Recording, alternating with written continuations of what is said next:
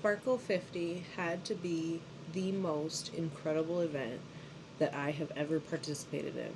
I almost had a sellout moment, and I sold $1,200 worth of items. I almost sold out, guys. Welcome to today's market recap. My name is Lindsey. I'm the owner of Made by Auntie Linz, where I sell cozy goods for cozy people. I own a small business where I crochet accessories, home decor, plushies, cardigans, anything cozy and snuggly. I love it, and I love making it. I made $1,200 in a day, and to some people that might be chump change, okay? But the most money I've ever made in a single day at a market is $1,000, and that was a year and a half ago. Since then, I'd be lucky to make $800, and I'm usually averaging around two or three. So this was a really big deal for me. I'm gonna split this video into two parts. The first is going to be about the event itself, and then the second half of the video I will present numbers, statistics, the more business logistical side of things. So let's get started. Sparkle is an annual event that is held by Corning's Gaffer District in Corning, New York every year. This specific Sparkle, it was their 50th Sparkle.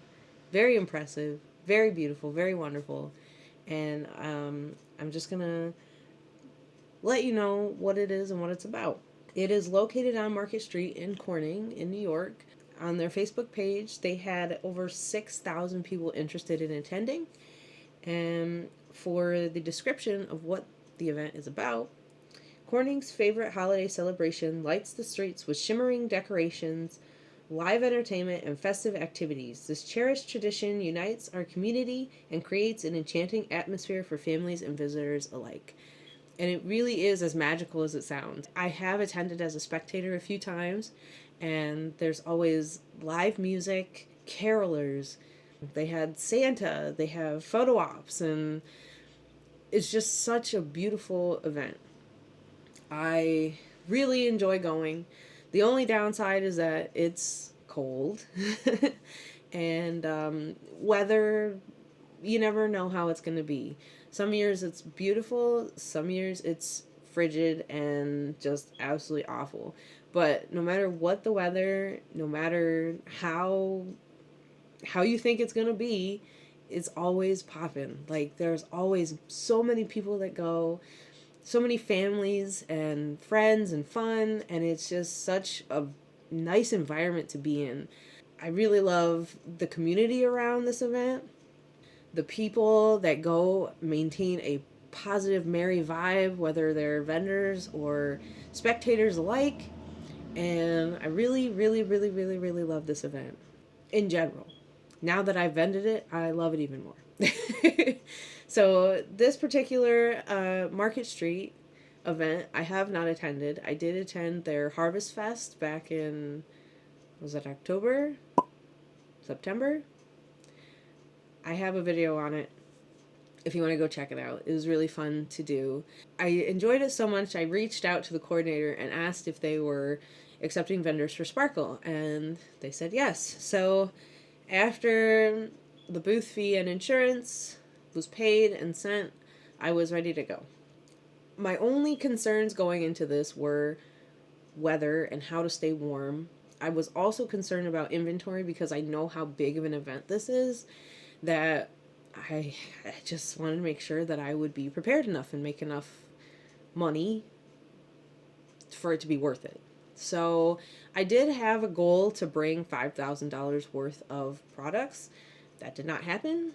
When you have a small child and a family, and life sometimes gets in the way of crocheting and preparing. So it didn't happen the way that I wanted it to. Instead, I only brought about $1,600 worth of inventory. And honestly, $300 of that is probably scrunchies. Like, I've got so many scrunchies. I don't think I'm ever making scrunchies again. So here I am with $1,600 worth of inventory, preparing to just make sure that everything is cohesive. I spent a few hours day of, this was Saturday, December 7th. I spent a few hours in the morning trying to make things as cohesive as possible. So I removed old branding off of products. I put new tags on, and I also put hat tags on my wearables. They came out really great. Setup was from 2 to 4, and then teardown started at 9. I was running late. I didn't get there until 3. My location was right in Centerway, and Centerway is exactly what it sounds like. It's the center of Market Street. So the whole event is like 4 or 5 blocks long down Market Street, and right in the middle is Centerway.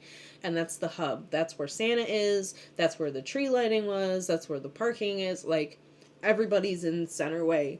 Or makes their way through Centerway at some point. I was really excited to be in that spot because for Harvest Fest I was way down on like block 4, but I was front and center, and I was kind of freaking out a little bit. I did leave in like a frazzled state because I was already running late. I didn't get there till 3. I unloaded, and by the time I got back to my spot it was 3:30. Cars had to be off the street by 4, so I mean I was good there, but when I was walking back to my booth, I noticed there were already people walking around. So I was in a rush to like get my stuff up, and the tent wouldn't go up. I couldn't get my tables up. Like, I was just having a really hard time. I don't know if it was because it was so cold or my gloves or what, but it was stressful. And halfway through setting up, I realized I forgot my weights and I forgot my walls. So I had no windbreaker. It was 32 degrees when I got there, and the wind wasn't awful, but every now and then you'd get a gust of cold and you're just ugh. So I was kind of bummed about that.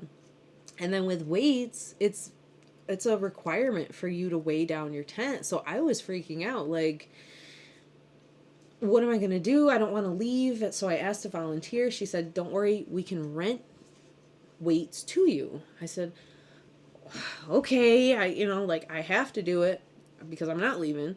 So it was $25 for 2 weights, and I opted for 2. If it was more windy, I would have gotten all 4. But I was trying to save some money. It was 4 o'clock. The event started at 5. So I figured I had some time to keep going, but I actually made my first sale at 4:17. A little bee sold first. So excited. From there, it was just kind of steady, smooth sailing. I'll insert a snippet here of the before. This is what it looked like when I set up. I've never done it this way before. I wanted some kind of kiosk. So those 2 apple boxes served as my kiosk. And then the table kind of wrapped around. Plushies in front, accessories to the side. And I noticed that it helped with cohesion. People initially walked up because of the plushies, but then they would make their way around the table. And some people, if they bought things, they'd come back to the front, or they'd just pay off to the side. They'd grab what they want and then go off to the side. So more people could come in and look, which was very nice. Everyone was very courteous, very kind. I wish I got a little more video of the event itself because it was just so beautiful. But it was very cold. I had a hard time staying warm in my ears, fingers, and toes. My core was great. My body was great. I had 2 layers on. It was fine, but gosh, was it cold.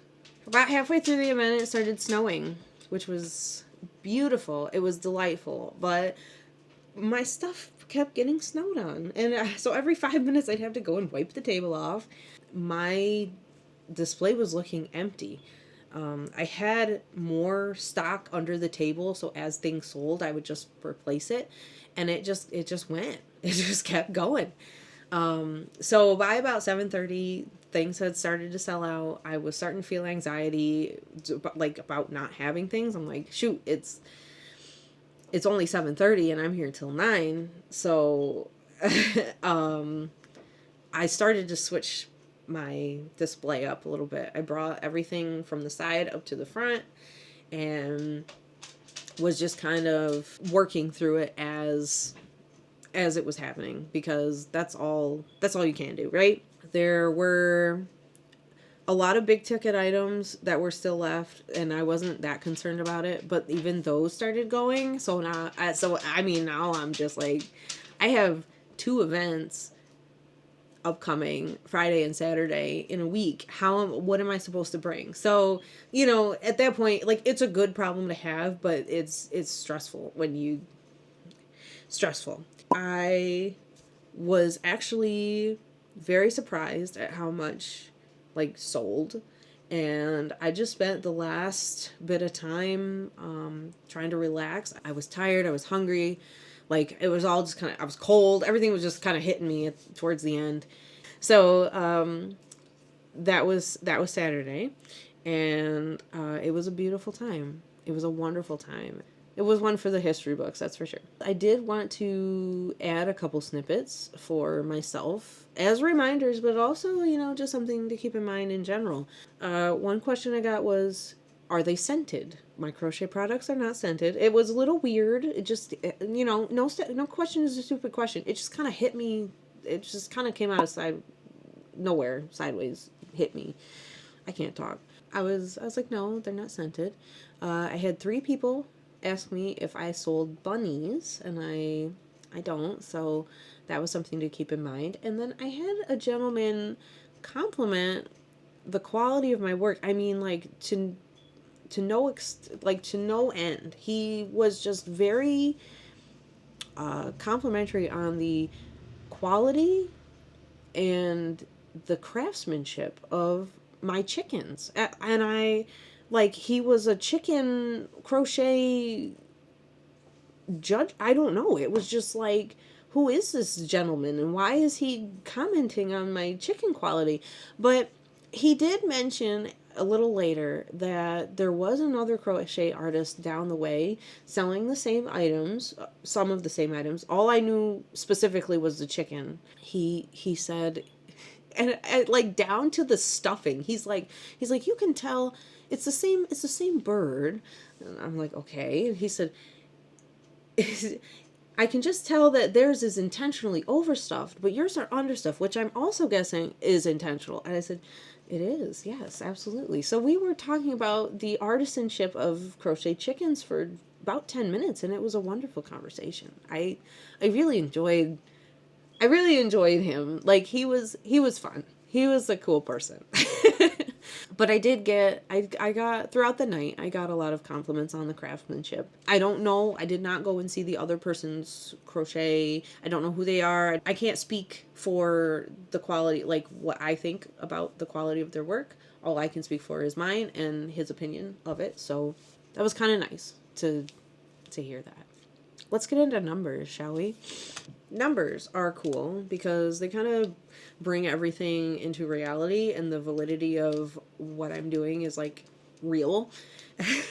So I always like to talk about numbers, and some people like to go into more detail than others, but these are the numbers that I care about, and these are the numbers I keep track of, and that are important to me. If there's anything specifically that you would like to know, I'm an open book. I don't gatekeep. I collect all my payments through Shopify. I used to have Square. I no longer use Square. I have a Shopify website and use Shopify payments. I also accept cash and card. As I said, I brought about $1,600 worth of inventory. I had 56 transactions with 62 items sold. I had collected $816 in Venmo or cash, and then $388 by card. So my total sales, the whole shebang, was $1,204 after New York State, county and state taxes, and Shopify fees. The total came to $1,118.40. I did have an $80 booth fee. I had to get insurance for this event, so we'll just round it up to $50. And then the extra expense of $25 weight brought my expenses to $155. So after you calculate and subtract and add and all that jazz, my take home is $1,049.40. Did I meet my expectations? Yes. My goal was to walk away with $1,200. That was my bare minimum. I always take the booth fee and multiply it times 8. But because I had these extra expenses, I needed to make sure that those were covered too. So $1,200 was what I was hoping to get. And I did. I made that. Taxes are fun. Shopify payments are fun. Fees are fun. And, but, you know, the way I price things, it's okay that they come out because I'm still making a profit. What are my top 3 sellers? Do you ask, you inquire. Well, coming in at number 3 were dragons. I sold 4 dragons for a total of $168. I sold 12 chickens, coming in at number 2. Chickens, I know, people hate them, but they sell. The chickens came in at number 2 with a grand total of $180. And number 1 seller today, or Saturday, were my mushroom boys. Always my mushroom boys. I sold 16 for a grand total of $240. The math is mathin'. My best sellers are my best sellers for a reason, and when I market prep, I try to make more of them. I had a goal, like I wanted to bring $5,000 worth of inventory. My goal was to bring 60 mushroom boys, and I can guarantee you if I brought 60, I probably would have sold 60, because every single person that came by, like after they had sold, like, oh, the yellow one's gone, oh, the orange one's gone, oh, this one's gone. And I just, at that point, I just had to direct people to my website. And it kind of sucked because it's not that people don't buy online. It's just when people are there and they see it and they touch it and they want it, they get it. Online, people kind of mull over things. They think about it. It's bookmark it, save it. So I might see those sales in the future. But if not, it's okay. Because everybody loved my stuff. And they bought stuff. And I'd have to make more even if they bought them online. So there you have it. Sparkle, you were brilliant and beautiful, and I love you. Goodness gracious, I just love you. My final thoughts are just pure bliss. I'm living in this moment. I did very well. I'm going to take the win, and I'm going to keep going. I'm going to keep moving forward. I have lots of ideas for how to grow, and that's my husky. Seeing all of this come to light really makes me think that my plans could actually work. Things could actually go the way that I'm stepping into. So I'm going to let my boy out because he's looking at me like, "Mommy, I got potty." And we will talk more in the comments. If you have any questions, please leave them below. I love talking to you guys, and I love seeing all the support you guys here on YouTube show me. I mean, I'm just blessed. I am just absolutely blessed. Let me know what your favorite part about this video was. Thank you so much for watching, and I hope you have a beautiful day. If you made it this far, know that this is my special message to you.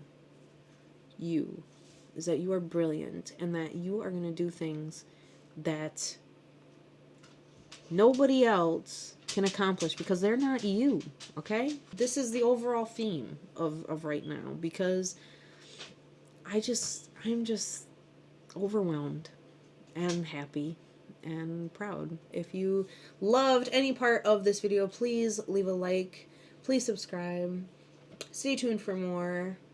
Bigger and better things are coming. If you enjoyed this video, you might like these over here. Let me give myself enough room. We're just living life. We're just going forward, and it's I love it. It's such a beautiful thing. I'm just stalling so that you guys can click something over here. Thank you. You're the best. Okay. See you later.